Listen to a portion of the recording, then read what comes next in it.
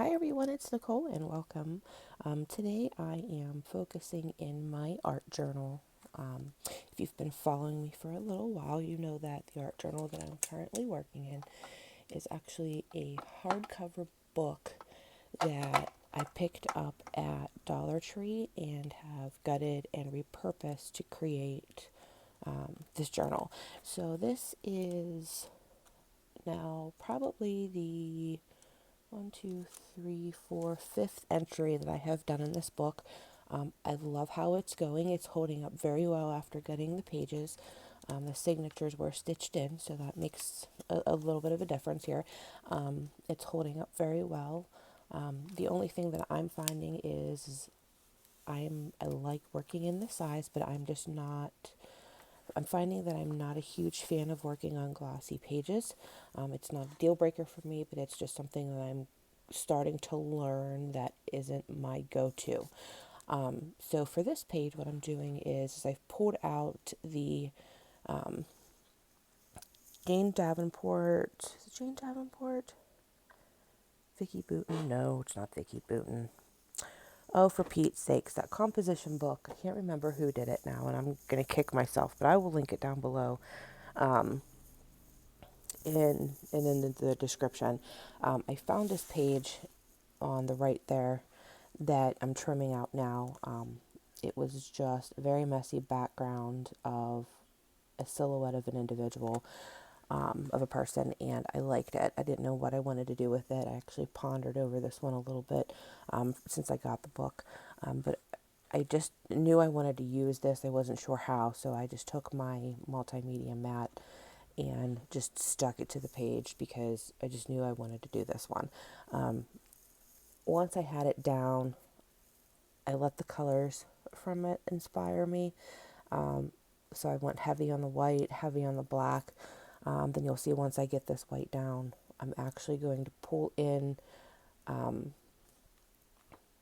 some Dilutions paints. And they are, let me see here, we have the colors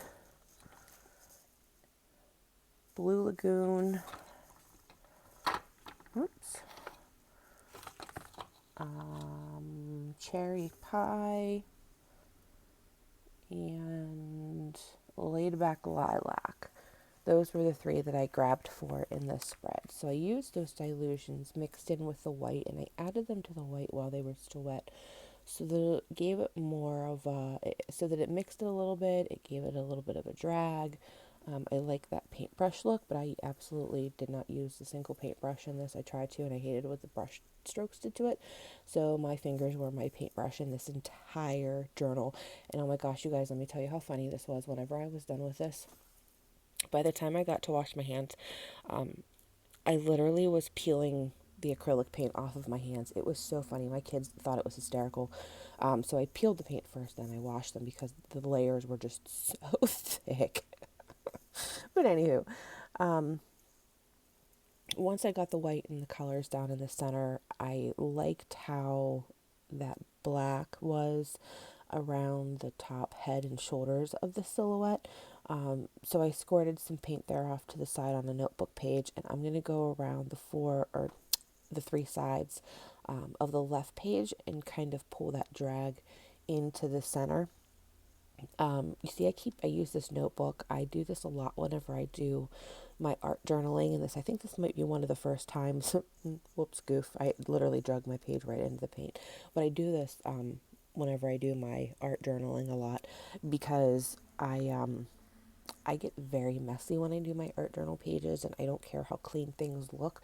So I use a notebook as kind of like a palette. Then I can sketch on it, I can write on it, I can use it for whatever. And when I'm done, I tear the page out, maybe 2 pages, and just pitch it.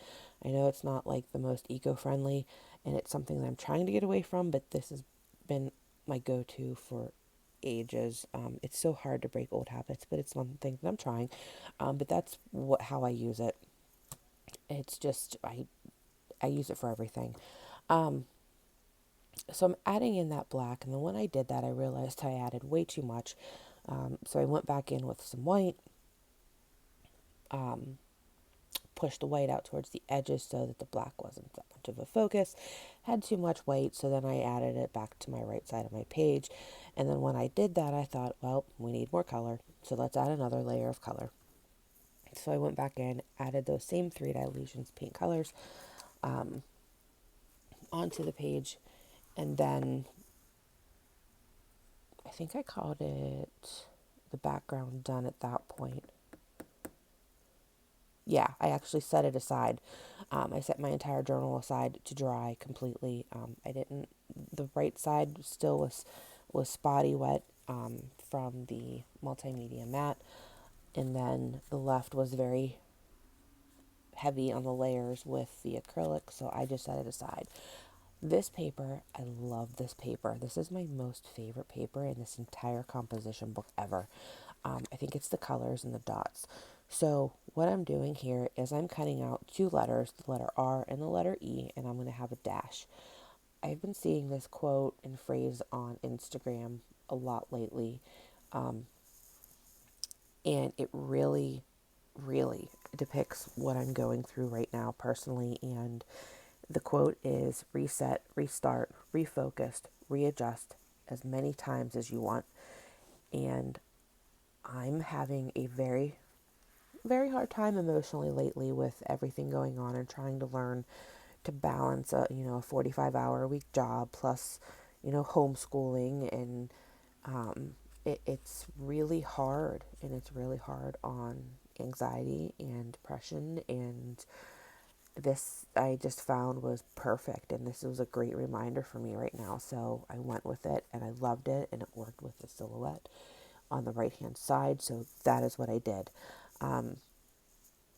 The left page is going to be just those 2 letters. I cut them very large. I really didn't stick to a perfect scale or a perfect font. I just sketched them and cut them. I'm eventually going to mostly center them, but I'm going to bump the R up a little bit because I'm going to use the area under the R at the end to add in the second part of the quote that is as many times as you want. That's where I'm going to put that journaling at. But I am going to take the R and the E, and there will be a dash that I lose and recut and reattach and find it later in the very end. It will find itself on this page too, but it will overlap that center crease a little bit. That way it moves into both pages, so to speak. So I'm going to go ahead and put the R and the E down. I'm using the same multimedia mat that I used to adhere down that right silhouette. There's the lovely dash. This is dash number 2 at this point. I got a lot of it out because I was just like throwing my hands in the air, like, oh my gosh, like I can't believe I lose this. I know my desk is not even really that hot of a mess right now, and it's just like, really, come on, can't find it, but whatever.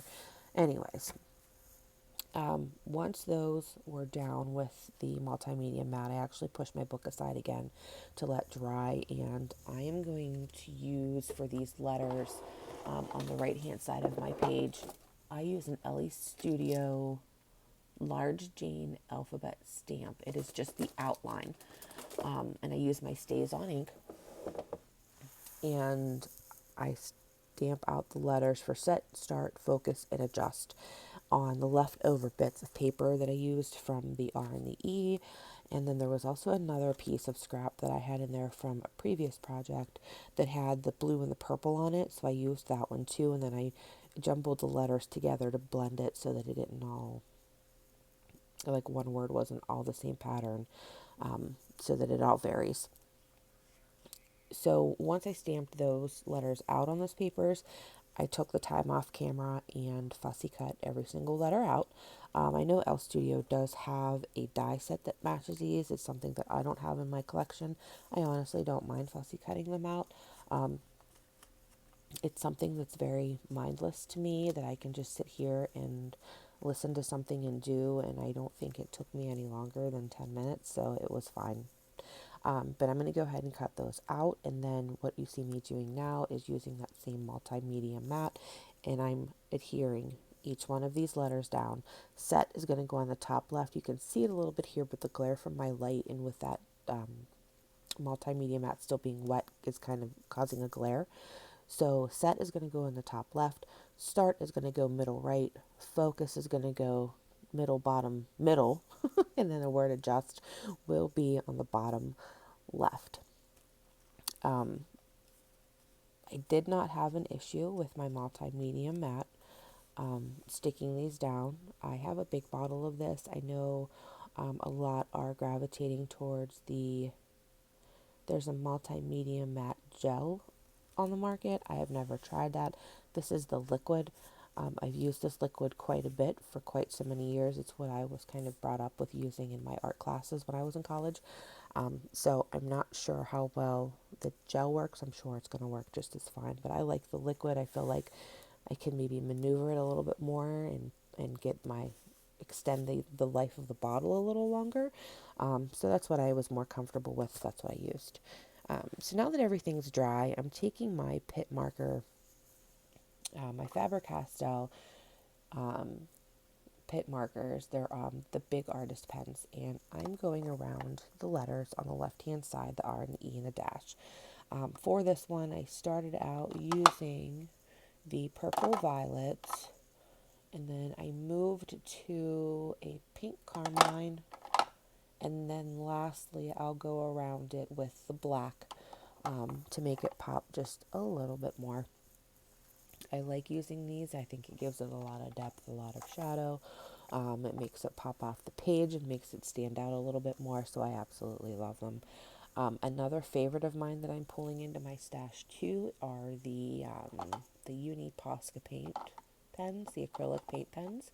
Um, they're a recent discovery in my stash that I've had and I've never used, and they are becoming a huge favorite of mine. I have a set of 8. So far, I've only used the black and the white, and I actually use both the black and the white on this page. The white here I use to do a real very loose sketch around that silhouette to make it pop, and then I'm going to go around the border with it, just doing dashes, kind of do a repeat pattern of the black dash that's in the R and the E. So I'm going to do that, and then I'm going to go back.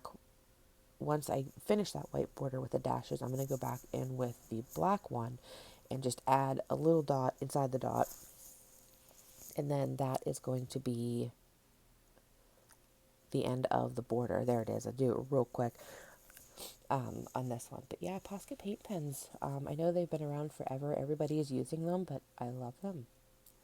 I'm so glad I found them in my stash. All right, so I'm coming close to the end here. I do add a little bit of a highlight on the R, the E, and the dash, um, just to make it pop that little bit more. I'm going to use a Faber Castell 1.5 black and really loosely scribble as many times as you want with a heart there right underneath that letter R.